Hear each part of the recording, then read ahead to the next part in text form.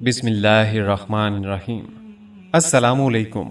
Islamic leader के मुअज़्ज़ज़ ख़ातीन व हज़रात, हम उम्मीद करते हैं कि आप खैरियत से होंगे और हमारी दुआ भी यही है कि अल्लाह करीम आपको खैर व आफियत से रखे। प्यारे दोस्तों, एक दफ़ा एक ईसाई बादशाह ने चंद सवालात लिखकर हज़रत उमर रज़ी अल्लाह तआला अन्हु के पास भेजे और उनके जवाबात आसमानी किताबों की रूह से देने का मुतालबा किया। उनमें से एक सवाल था कि वो कौन सी कब्र है जिसका मुर्दा भी जिंदा और कब्र भी जिंदा, और कब्र अपने मदफून को सैर कराती फिरती थी। फिर वो मुर्दा कब्र से बाहर निकलकर कुछ अरसा जिंदा रहकर वफात पाया। हजरत उमर रजी अल्लाह तआला अन्हु ने हजरत अब्दुल्ला बिन अब्बास रजी अल्लाह तआला अन्हु को फरमाया कि इन सवालात के जवाबात लिख दें। हजरत अब्दुल्ला रजी अल्लाह तआला अन्हु ने इस सवाल का जवाब तहरीर फरमाया। वो कब्र जिसका मुर्दा भी जिंदा और कब्र भी जिंदा, वो मुर्दा हजरत यूनुस अलैहिस्सलाम थे और उनकी कब्र मछली थी जो उनको पेट में रखे जगह जगह फिरती थी, यानी सैर कराती थी। हजरत यूनुस अलैहिस्सलाम अल्लाह के हुक्म से मछली के पेट से बाहर आकर अरसा तक हयात रहे, फिर वफात पाई। हजरत यूनुस अलैहिस्सलाम का वाक़या, जिसका कुछ हिस्सा तो खुद कुरान में मज़कूर है और कुछ रवायात हदीसो तारीख से साबित है, वो ये है कि हज़रत यूनुस अलैहिस्सलाम की कौम इराक मूसल के मशहूर मकाम नैनवा में बसते थे। उनकी तादाद कुरान करीम में 1 लाख से ज़्यादा बताई है। उनकी हिदायत के लिए अल्लाह ताला ने यूनुस अलैहिस्सलाम को भेजा। उन्होंने ईमान लाने से इनकार किया। हक ताला ने यूनुस अलैहिस्सलाम को हुक्म दिया कि उन लोगों को आगाह कर दो कि 3 दिन के अंदर अंदर तुम पर अजाब आने वाला है। हजरत यूनुस अलैहिस्सलाम ने कौम में इसका ऐलान कर दिया। कौम यूनुस ने आपस में मशवरा किया तो इस पर सबका इत्तफाक हुआ कि हमने कभी यूनुस अलैहिस्सलाम को झूठ बोलते नहीं देखा, इसलिए उनकी बात नज़रअंदाज करने के काबिल नहीं। मशवरा ये तय हुआ कि ये देखा जाए कि यूनुस अलैहिस्सलाम रात को हमारे अंदर अपनी जगह मुकीम रहते हैं तो समझ लो कि कुछ नहीं होगा, और अगर वो यहाँ से कहीं चले गए तो यकीन कर लो कि सुबह को हम पर अजाब आएगा। हजरत यूनुस अलैहिस्सलाम रात को इस बस्ती से निकल गए। सुबह हुई तो अजाब इलाही एक स्याह धुएं और बादल की शक्ल में उनके सरों पर मंडलाने लगा और फिजाए आसमानी से नीचे उनके करीब होने लगा, तो उनको यकीन हो गया कि अब हम सब हलाक होने वाले हैं। ये देखकर हजरत यूनुस अलैहिस्सलाम को तलाश किया कि उनके हाथ पर मुशर्रफ बाईमान हो जाएं और पिछले इनकार से तौबा कर लें, मगर यूनुस अलैहिस्सलाम को ना पाया तो खुद ही इखलासे नीयत के साथ तौबा व इस्तिग़फ़ार में लग गए। बस्ती से एक मैदान में निकल आए। औरतें, बच्चे और जानवर सब उस मैदान में जमा कर दिए गए। टाट के कपड़े पहनकर इज्जोजारी के साथ इस मैदान में तौबा करते और अजाब से पनाह मांगने में इस तरह मशगूल हुए कि पूरा मैदान आहो बका से गूंजने लगा।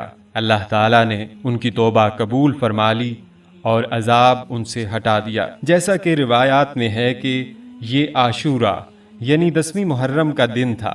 इधर हजरत यूनुस अलैहिस्सलाम बस्ती से बाहर इस इंतजार में थे कि अब इस कौम पर अजाब नाजिल होगा। उनकी तौबा इस्तिग़फ़ार का हाल उनको मालूम न था। जब अजाब टल गया तो उनको फिक्र हुई कि मुझे झूठा करार दिया जाएगा, क्योंकि मैंने ऐलान किया था कि 3 दिन के अंदर अजाब आ जाएगा। इस कौम में कानून ये था कि जिस शख्स का झूठ मालूम हो और वो अपने कलाम पर कोई शहादत नहीं पेश करे तो उसको कत्ल कर दिया जाता था। यूनुस अलैहिस्सलाम को फिक्र हुई कि मुझे झूठा करार देकर कत्ल कर दिया जाएगा। अंबिया अलैहिस्सलाम हर गुनाह व मासियत से मासूम होते हैं, मगर इंसानी फितरत व तबीयत से जुदा नहीं होते। इस वक्त यूनुस अलैहिस्सलाम को तबई तौर पर यह मलाल हुआ कि मैंने बाहुक्म इलाही ऐलान किया था और अब मैं ऐलान की वजह से झूठा करार दिया जाऊंगा। अपनी जगह वापस जाऊं, किस मुंह से जाऊं और कौम के कानून के मुताबिक गर्दन जनी बनूं। इस रंजो गम और परेशानी के आलम में इस शहर से निकल जाने का इरादा करके चल दिए, यहाँ तक कि बहेरा रूम के किनारा पर पहुँच गए। वहाँ एक कश्ती देखी जिसमें लोग सवार हो रहे थे।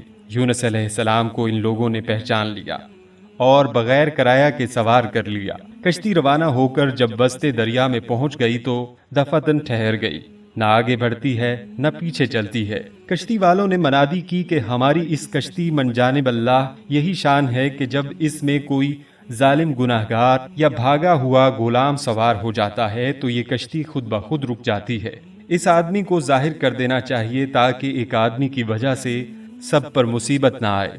حضرت یونس علیہ السلام بول اٹھے کہ وہ بھاگا ہوا غلام گناہگار میں ہوں، کیونکہ اپنے شہر سے غائب ہو کر کشتی میں سوار ہوا ایک طبعی خوف کی وجہ سے تھا۔ باذن الہی یہ تھا، اس بغیر اذن کے اس طرف آنے کو حضرت یونس علیہ السلام کی پیغمبرانہ شان نے ایک گناہ قرار دیا کہ پیغمبر کی کوئی نقل و حرکت بلا اذن کے نہیں ہونی چاہیے تھی۔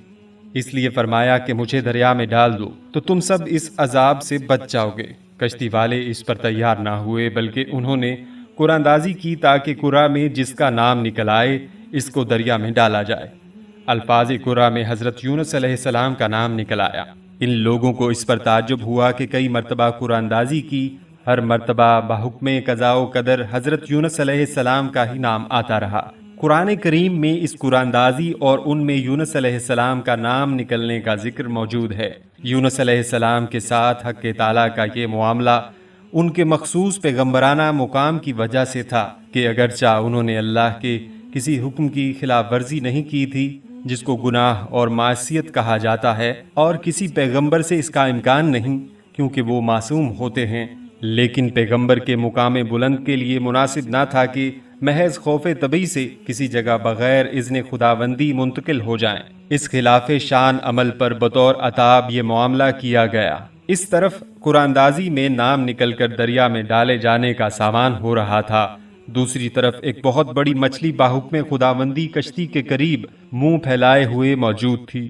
یہ دریا میں آئیں تو ان کو اپنے پیٹ میں جگہ دے، جس کو حق تعالیٰ نے پہلے سے حکم دے رکھا تھا کہ یونس علیہ السلام کا جسم جو تیرے پیٹ کے اندر رکھا جائے گا یہ تیری غذا نہیں، بلکہ ہم نے تیرے پیٹ کو ان کا مسکن بنایا ہے۔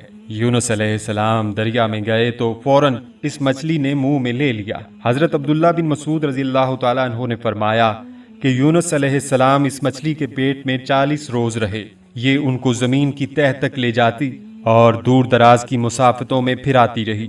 بعض حضرات نے 7، بعض نے 5 دن اور بعض نے 1 دن کے چند گھنٹے مچھلی کے پیٹ میں رہنے کی مدت بتائی ہے۔ حقیقت حال حق تعالیٰ کو معلوم ہے۔ اس حالت میں حضرت یونس علیہ السلام نے یہ دعا کی، لا الہ الا انت سبحانک انی کنت من الظالمین، یعنی تیرے سوا کوئی معبود نہیں ہے، پاک ہے تو، بے شک میں ظالموں میں سے ہوں۔